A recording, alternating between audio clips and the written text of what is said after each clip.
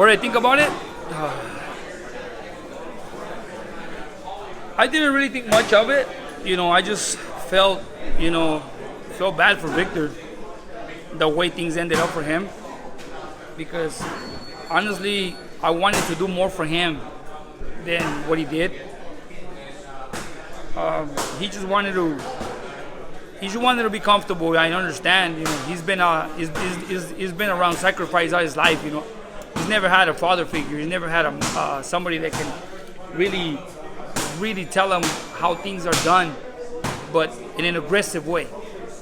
And I think that fight wasn't supposed to happen the way and end up the way it ended. First of all, the referee shouldn't have asked him, "You want to continue?" Because at that count, the fight was over. Victor was not completely well before he counted 9. When the referee counted 8, 9, the fight was over.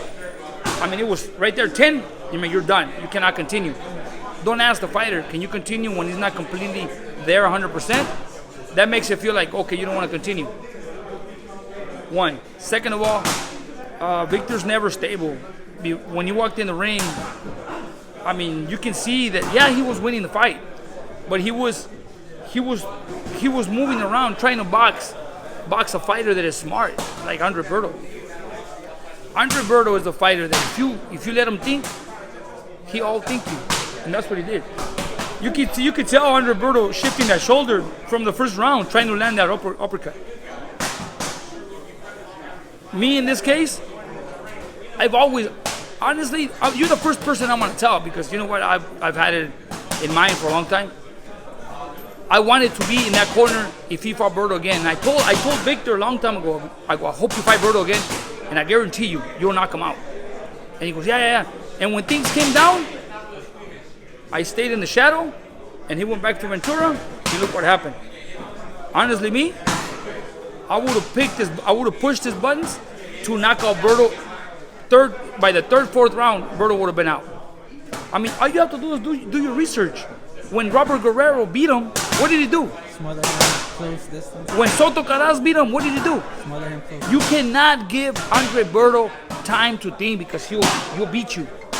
When Victor dropped him the second round, me in that corner, I would have pushed Victor to go in there and don't give him an inch to breathe. And with that kind of power that he has, he would have beat him.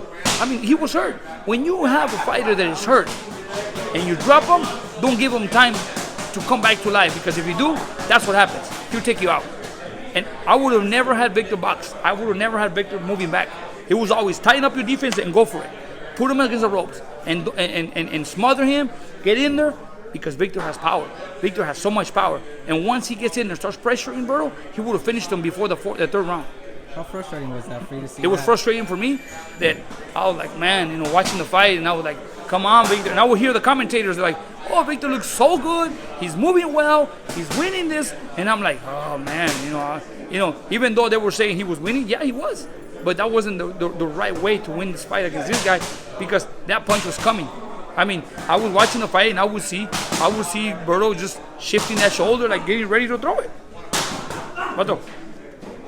And you think he comes back after this, or maybe you think it's time? I don't think he should, honestly. I don't think he should. You know why? Because Victor, after what he's been through,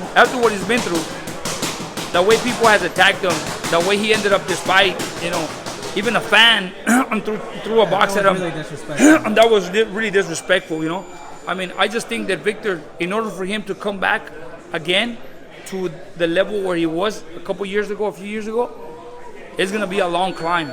If you're climbing up a ladder, he's in the second step right now, second step to climb up to the top of the ladder. I just think that at this point of his career, all he's gonna do is gonna be a stepping stone for the up and coming fighters. That's my opinion.